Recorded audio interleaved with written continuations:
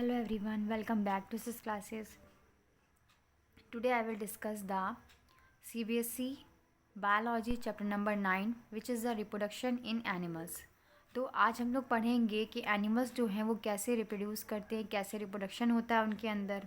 ठीक है, तो उसमें कौन कौन से हम लोग को टॉपिक पढ़ने हैं तो पहले हम लोग देख लेते हैं. तो this topic will learn about reproduction, asexual reproduction, sexual reproduction, reproduction in humans, fertilisation and its type, viviparous and oviparous animals. तो इतने सारे टॉपिक जो हैं हम लोग को पढ़ने हैं इस चैप्टर में. तो सबसे पहले तो आप लोग को पता ही होगा कि आप लोग क्लास 8 में हो. ठीक है, इससे पहले का जो प्रीवियस का क्लास था, पहले के जो क्लासेस थे, आप लोग उसमें प्लांट्स के रिप्रोडक्शन के बारे में बहुत अच्छे से पढ़ चुके हो. तो in this class we learn about how to animal reproduce themself. इसमें हम लोग पढ़ेंगे कि जो एनिमल्स होते हैं वो कैसे आपस में रिप्रोड्यूस करते हैं. एंड वी नो दैट, हम ये जानते हैं कि जितनी भी लिविंग थिंग्स होती हैं वो एक डिफिनिट लाइफ स्पेंड करती हैं एंड फिर मर जाती हैं, डाई कर जाती हैं.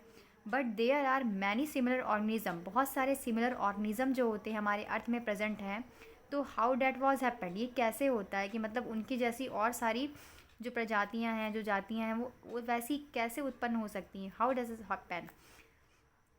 तो actually this multiplication is due to the important life process is called reproduction. तो ये जो है एक इम्पॉर्टेंट प्रोसेस के थ्रू होता है जिसमें मल्टीप्लिकेशन होता है और रिप्रोडक्शन भी जिसे हम बोलते हैं. तो let's understand how to reproduction occurs in animals. तो हम लोग इस चैप्टर में पढ़ेंगे तो किस तरीके से जो एनिमल्स होते हैं वो आपस में रिप्रोडक्शन करते हैं और कैसे अपने जैसे जो सिमिलरिटी होती है ऑर्गेनिज्म की उसको कैसे रिप्रोड्यूस करते हैं.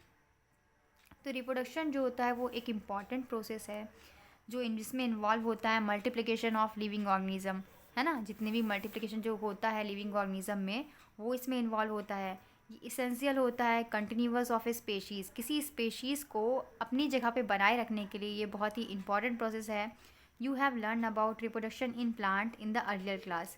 तो इसमें बताया जा रहा है कि आप लोग पहले के क्लास में रिप्रोडक्शन जो होता है प्लांट्स का वो पढ़ चुके हो. जैसे like plants animal also reproduce to increase the number of continue their race. कोई भी प्लांट अगर वो रिप्रोड्यूस कर रहा है तो वो क्या करता है, अपने जैसे ही नए प्लांट को उत्पन्न करता है या अपने जैसे नए प्लांट को ग्रो करता है ना. तो उसी तरीके से एनिमल्स भी होते हैं जो क्या करते हैं, पहले रिप्रोडक्शन करते हैं. रिप्रोडक्शन के थ्रू क्या होता है, उनके जैसा ही दूसरी स्पेशीज़ उत्पन्न होती है. So you can see several such as cases like dog its puppies. जैसे डॉग क्या है, अपने जैसे पपीज़ देता है ना, उसके पपीज़ होते हैं, छोटे बच्चे होते हैं उसके. जैसे कैट विद किटन, कैट के बच्चे होते हैं, किटन कहलाते हैं. जैसे pig, piglets etcetera. Imagine the earth without this essential process. अगर इमेजिन करें हम लोग, एक बात सोचें कि अगर ये प्रोसेस नहीं होता तो there would be no living thing. यहाँ पर कोई लिविंग थिंग ही नहीं होती. ठीक है, अगर रिप्रोडक्शन नहीं होता तो अपने जैसे जो एनिमल्स हैं या ऑर्गेनिज्म बनाने की क्षमता इंसानों में नहीं होती तो यहाँ पर इस धरती पर कोई भी लिविंग थिंग ही नहीं होती. So reproduction is a very important topics and very important process. Like plants is animal also there are two different mode of reproduction these are. तो चाहे वो प्लांट्स हो या फिर एनिमल्स हो, उनमें दो टाइप के डिफरेंट रिप्रोडक्शन होते हैं. First is a asexual reproduction and second is a sexual reproduction. तो फर्स्ट हम लोग डिस्कस करेंगे एसेक्सुअल रिप्रोडक्शन को. तो एसेक्सुअल रिप्रोडक्शन जो होता है वो सिंपलेस्ट फॉर्म होता है रिप्रोडक्शन का, जिसमें जो नया इंडिविजुअल फॉर्म होता है, मतलब कोई नया एनिमल्स या नया इंडिविजुअल जो बनता है वो सिंगल पेरेंट सेल से बनता है, किसी एक से. या तो मदर हो सकती है या तो फादर हो सकता है.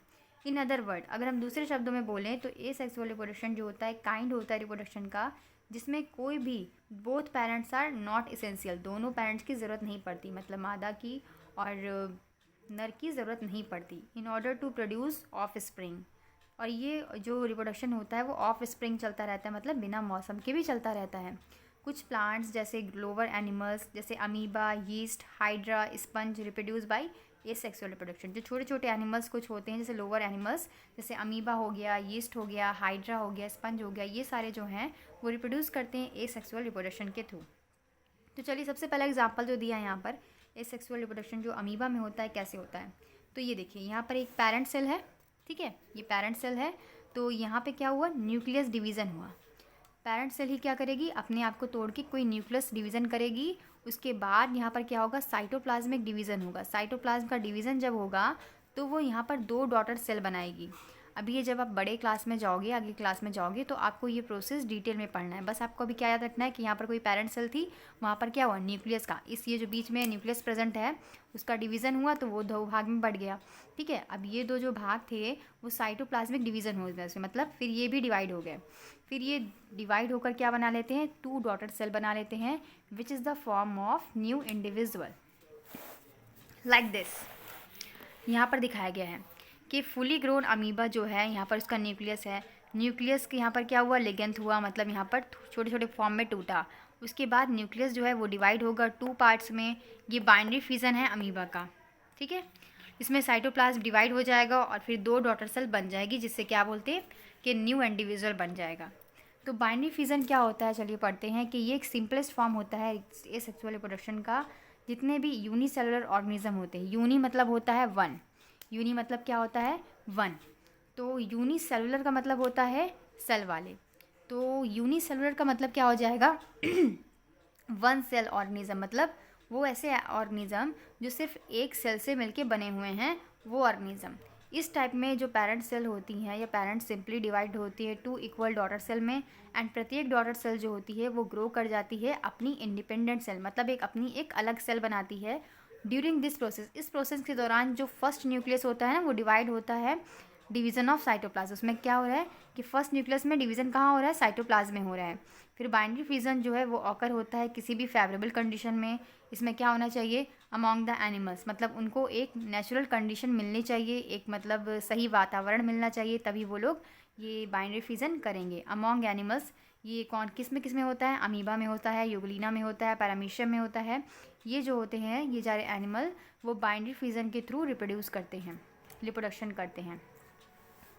सो कुछ फैक्ट है यहाँ पे कि इन सम लाइक ए स्नेल, कुछ स्नेल जैसे घोंगा, स्नेल यहाँ मतलब होता है घोंगा, टैप वॉर्म जैसे रेंगने वाले कीड़े जो होते हैं, ठीक है, ये जो टाइप के बोथ सेक्स ऑर्गन, उसमें दोनों सेक्स ऑर्गन होते हैं, मतलब टेस्टिस भी होती है और ओवरी भी होती है, मेल वाला पार्ट भी होता है और फीमेल वाला पार्ट भी होता है। ऑकर इन सिंगल इंडिविजुअल, और वो क्या करते हैं, एक सिंगल इंडिविजुअल प्रोड्यूस करते हैं। ये एनिमल को हम लोग हर्मोफोडाइट्स बोलते हैं। हर्मोफोडाइट्स किससे बोलेंगे, जिसमें दोनों सेक्स ऑर्गन प्रेजेंट हो, जिसमें फीमेल सेक्स ऑर्गन भी प्रेजेंट हो और मेल सेक्स ऑर्गन भी प्रेजेंट हो, are called hermaphrodites. So this is next topic of budding. तो बडिंग क्या होता है, इस मेथड में न्यू ऑर्गेनिज्म जो होता है वो ग्रो करता है बड से। बड्स जैसे आपने कभी आलू को देखा होगा ना, आपने आलू वगैरह देखे होंगे, तो उसमें छोटे छोटे कुछ दिन अगर रख देते हैं हम, तो वाइट उसमें क्या निकल आता है, एक वाइट जो होता है उसमें थोड़ा थोड़ा छोटा छोटा पार्ट निकल आता है आलू में से ना, जिसे हम लोग बोलते हैं कि यार ये उभर के क्या हो गया, आलू जैसे दूसरा पार्ट निकल आता है, तो वही उसका बड होता है। क्या होता है, उसका बड होता है, जिसमें वो क्या करता है, अंदर ही अंदर ग्रो करता है। ये जो आउटग्रोथ होती है बड की, वो यूनिसेलुलर भी हो सकती है, मल्टी सेलुलर भी हो सकती है, मतलब एक जगह पे भी हो सकता है उसका फॉर्मेशन, और मल्टी सेलुलर मतलब बहुत जगह पे भी हो सकता है। और ये इंटरनल और एक्सटर्नल दोनों पे डिपेंड करता है कि पेरेंट्स ऑर्गेनिज्म कैसा बिहेव कर रहा है। सो वन और मोर सच बड में be produced from single parent body. Nucleus जो होता है पेरेंट्स का, वो डिवाइड होता है 1 डॉटर न्यूक्लियाई में, एंड फिर पास होता है बड में, और ये बड जो होता है वो गेट सेपरेटेड होते हैं, फिर फाइनली सेपरेट हो जाते हैं और पेरेंट सेल के थ्रू एक न्यू इंडिविजुअल को ग्रो करते हैं, जिसका साइज फुल होता है। Among animals it occurs in hydra sponges, hydra में एंड स्पंजेस में ऐसा जो रिप्रोडक्शन है वो देखा जाता है। कौन वाला, बडिंग वाला। हाइड्रा जो होता है बहुत स्मॉल आउटग्रोथ इसमें दिखाई देती है वन साइड पे, फाइनली ये ग्रो करते हैं एडल्ट हाइड्रा को, मतलब एक नया हाइड्रा बना लेते हैं। ये जो एडल्ट होता है वो ब्रेक ऑफ होता है separated from the parent body. इस लाइक यहाँ पर आप लोग ये डायग्राम देखिए, इस डायग्राम में दिखाया गया है कि ये हाइड्रा है, ठीक है, हाइड्रा भी एक एनिमल होता है, ये हाइड्रा है। और यहाँ पर हाइड्रा का क्या हुआ, यहाँ पर ये दूसरा स्टेप में दिखा रहा है कि ये किस तरीके से ग्रो, यहाँ पर पहले बडिंग हुई, हल्की सी छोटी सी बडिंग हुई, फिर ये बडिंग में क्या निकले, टेंटिकल्स निकले, ये tentacles, this is called tentacle, इसको हम लोग टेंटिकल बोलते हैं। ये टेंटिकल निकले और फिर ये टेंटिकल्स क्या है, ये देखिए, ये जो इसका जो पार्ट है वो थोड़ा सा अधूरा होकर कट गया, अब यहाँ से जब कटा तो ये अलग जगह ग्रो कर जाएगा, तो इसे बोलते हैं बडिंग ऑफ हाइड्रा या बडिंग इन हाइड्रा। तो आज के जो वीडियो है उसमें हम लोग यहीं तक पढ़ते हैं, इसके बाद हम लोग सेक्सुअल रिप्रोडक्शन को डिस्कस करेंगे नेक्स्ट वीडियो में। तो अगर आपको मेरी वीडियो अच्छी लगी हो या आप लोग के लिए हेल्पफुल हो तो प्लीज़ इसे लाइक कीजिएगा एंड मेरे चैनल को सब्सक्राइब कीजिएगा। Thank you, keep watching.